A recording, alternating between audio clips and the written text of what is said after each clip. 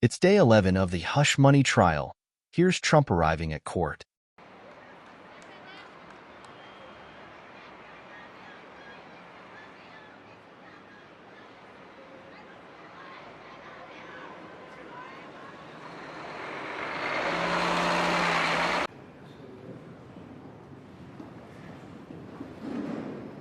Mr. Trump, are you happy you have a jury? Does the gag order stop you from testifying? Will you support Marjorie Taylor Greene's motion to vacate? Okay, thank you very much. They've asked me to speak a little bit about the job numbers, and the job numbers just came out, and they're horrible. And and I say that not happily, I say that very unhappily. But the numbers are horrible. It's just these people are destroying our country. Here's another sign of it. So as you probably know, before I did, the job numbers came out. They're really, really low, really bad. Our economy's bad, and now it's starting to show. So you'll see, and it'll only get worse. It'll only get worse. We're only going one way with the so-called leadership. There is no leadership, but with the so-called leadership we have in this country. So that's number one. Number two is where we are now. We're in a courthouse instead of being in Georgia. We're in a courthouse instead of being in any one of, I would say, 10 states where I'd like to be right now. We have 10 states. We were already marked down months ago. We were marked down to be in Georgia today, where we're doing very well in the polls, by the way, but that's where we were supposed to be. We're supposed to be in Ohio tomorrow, and we're supposed to be in Florida on the next day doing campaigning, essentially campaigning. So now I have to go through this trial day after day. The trial is, we are winning this trial. If we had a fair trial, if we had a fair judge, I don't think he would have even allowed this trial to take place. Then I would go and read the newspaper stories today, the legal experts, because they've come out with scathing reports on this trial, scathing, that it shouldn't even be taking place. Read Greg Jarrett, read Andrew McCarthy, read Mark Levin, who's been so great, read all of them. That's incredible. Dershowitz came out with a very strong article. Jonathan Turley has been very, very powerful. Just came out with another article. Just read them. I don't know these people for the most part. These are legal experts. And they say this trial is a disgrace. And yesterday, Alvin Bragg sat here all afternoon long, and in the meantime, outside, you have nothing but violence going on. He's the worst DA in the country. He's spending, they must have had 20 different DAs and assistant DAs in that room over the last couple of days. Over nothing, over no crime. Everyone says there was no crime. Everything was legal. And they're doing this because it's for politics. They want to get Biden elected. That's the only reason. The judge is highly conflicted. He should not be allowed to be the judge of this case. He's trying to make it as salacious as possible by allowing testimony that has nothing to do with the case. He wants to make it a nice salacious case, try and hurt Trump, but it's having the opposite effect, I think. We'll see, but the poll numbers are higher than they've ever been, and that's the story. But he's trying to make it as salacious. He's allowing things in that have nothing to do with this case, nothing to do with it. And he's allowing things in, but nothing for us. He gives everything to the corrupt DA.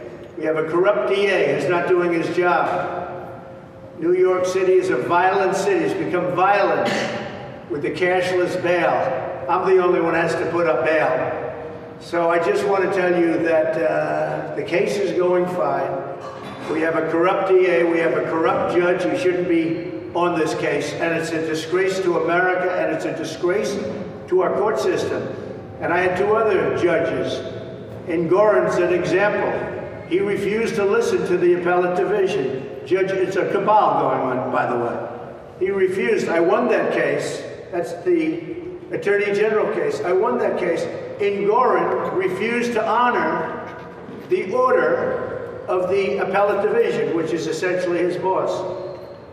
He said, I guess in a crude way, I won't say it, but you know what he gave them. You understand that? He looked at him, he said, I'm not doing this. I'm not doing this. I'm not going to follow the orders. What does he care? He's retiring or something. He's a corrupt judge, another corrupt judge. And then the third judge, you know all about him, Kaplan. That was a disgraceful situation. So this is all New York. It's the people love me, but it's a Democrat deal going on to try and get this corrupt president, this president that's destroying our country. Look at the job numbers today. They were so much lower. Nobody ever thought a thing like this could happen so quickly.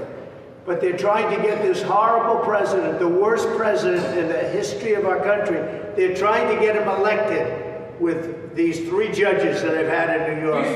And it's a disgrace. And it's an absolute disgrace. What's your plan for jobs? Say it again? What is your plan to improve the jobs? For jobs? The job numbers. What's my plan for jobs, you say? Yes. My plan for jobs is to drill, baby, drill, to bring energy down, to close up the border, to get rid of all the criminals that are being allowed into our country. You know, our country is being inundated with criminals from all over the world. The jail populations from all over the world are way down because they're driving them into America. They're dropping them off in the good old USA. And they're taking them out of mental institutions, and they're taking them out of jails from all over the world, not just South America. How does that And improve all of this is greatly affecting our country and very negatively. Now we're going to make America great again. Thank you very much. The gag order stop you from testifying? No, it won't stop me from testifying. The gag order is not for testifying. The gag order stops me from talking about people and responding when they say things about me. We have people saying things about me and I'm not allowed to respond. So this judge is taking away my constitutional right. And as the Republican candidate and somebody that's leading Biden by a lot, I should be able to respond. But this guy's got me with a gag order. Now we're filing, I think today, a constitutional motion to get this out. We'll be filing a lawsuit on the constitutionality of it. But if somebody says something about me and I'm not allowed to respond, that's never happened before. Thank you. Would Thank you you. support a motion to vacate? What's your plan for the Gaza region? Do you still plan to testify? Will you still testify? Can we expect your testimony? The day started with Doug Dossback on the stand. Trump lawyer Emil Bove questioned him about Michael Cohen's cell phones and tried to create doubts about the chain of custody of the phone, which authorities have scoured for evidence. After some quick back and forth, Doss' time on the stand came to an end. The mood shifted as the next witness to take the stand was Hope Hicks. She was Donald Trump's press secretary during his 2016 election campaign, the most high-profile witness so far. Her name has already come up several times during the first 3 weeks of this trial. She was present at a 2015 meeting between Trump, Michael Cohen, and former National Enquirer publisher David Pecker, according to testimony. It was during this meeting that Pecker agreed to suppress negative stories about Trump, including alleged affairs, to help boost his campaign. Hicks hadn't been on the stand for long, and while her descriptions of Trump were often complimentary, they are devastating for his case. She described her former boss as someone who easily multitasked and approved every statement or action on his behalf because he was, quote, better than anybody at communications and branding. She also outlined how he was deeply in tune with how he was portrayed in press coverage and often shared articles with aides. Prosecutors are trying to establish that everything done during the campaign was at Trump's direction, which would include the hush money payment. Hicks also directly confirmed other parts of their narrative, that the campaign was in crisis mode over the Access Hollywood tape and was concerned about how it would affect him with female voters. She also said her response to other scandals like the hush money payment rumors was to deny, deny, deny. Here's Trump leaving court. What was it like seeing Hope Hicks again?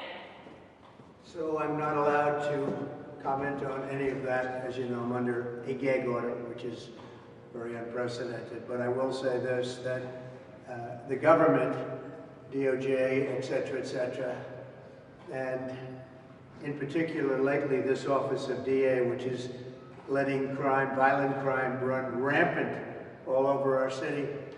What they've done to people in my company, they've been after us for years.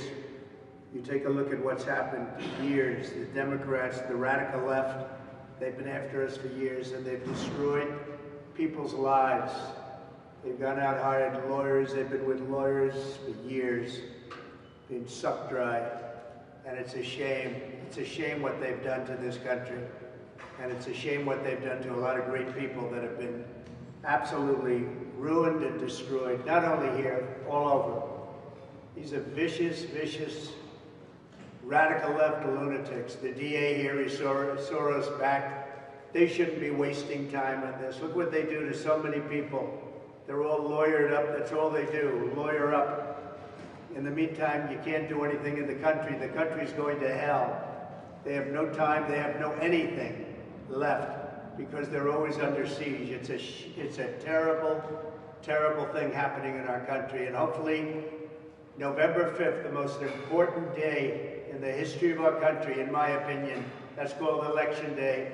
Hopefully it's going to change because these people are destroying our country, whether at the border, whether the horrible reports that came out today are jobs numbers, with all you hear, whether inflation, which is destroying us, a lousy economy, Afghanistan, allowing Russia to attack Ukraine, would have never happened. Then you take October 7th in Israel, that would have never happened. All of these things happening, and all they do is they go after people. They destroy people, and it's a shame. So I just want to wish everybody a very good weekend. I was very interested in what took place today, but I just have to say, we have a country to build. We have to rebuild it. Our country has gone to hell. We're a nation in decline. And we cannot let that happen to the USA. Thank you very much. Do you plan on testifying? Is it fair to consider the Access Hollywood? That's it for day 11. If you want more updates on this trial, then please subscribe to my channel. Until next time.